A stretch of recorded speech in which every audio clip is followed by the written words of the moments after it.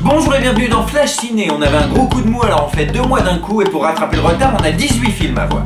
Wrong Cops, tranche de vie sans fil rouge de policier what the fuck. Très rafraîchissant et hilarant. 8. The Grand Budapest Hotel, un film assez léger servi par une cascade d'acteurs géniaux à un bon moment. 7. Real, un film fantastique entre Inception et Lost, bien écrit et bien interprété. Quelques défauts, mais c'est bien joué. 7. Apprenti gigolo, sympa mais oubliable. 6.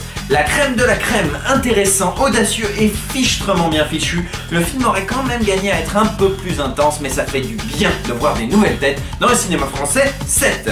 To Boldly Flee, ça fait cheap et ça pompe des films par paquet de sang, mais ça brasse malgré tout beaucoup de thématiques intéressantes dans les 3h30 qu'on ne voit pas passer. Mon grand plaisir coupable. 7. 300, la naissance d'un empire. Eva Green!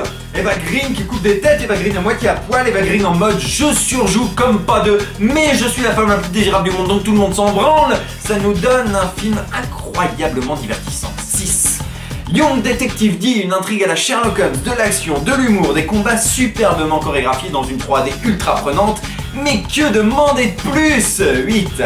Evil Dead 2, ça faisait un peu peur mais c'était un peu rigolo quand même. 7. Hard Corner, le film, malgré la présence évidente de bonne volonté et d'envie de bien faire, le film est plutôt mou, pas très bien écrit et pas très bien rythmé. Mais bel effort malgré tout. 5. L'île des Miam Nemo, Tempête de boulettes géantes 2, alors que le premier était une pépite dans une mine d'inventivité, ce deuxième opus est désespérément vide. Intrigue mal apnée, personnage creux, gars qui tombe à plat, une gigantesque déception. 3. Call of the Dead, des zombies et du foot, un cocktail ma foi fort surprenant dans ce double programme qu'on sent un peu étiré mais plein de bonne volonté. 7. Laisse tes mains sur mes hanches, 2-3 traits d'humour bien sentis dans ce premier film de Chantal Lobby, parfois un peu lourdingue et parfois touchant. Du cinéma romantique mais rigolo, titre assez bien l'affiche. 7. Noé, qualité et défaut d'un blockbuster et d'un film d'auteur. Un blockbuster d'auteur en somme. 7. Les Valseuses, un film de Bertrand Blier. Donc très Bertrand Bliesque. 8 ou 7, je ne sais pas, je suis perdu, c'est un film de Bertrand Blier. La légende d'Hercule, c'est de la merde, c'est très chiant, c'est très moche, ça se prend grave au sérieux avec des dialogues écrits avec le cul, ça en est presque risible. 1.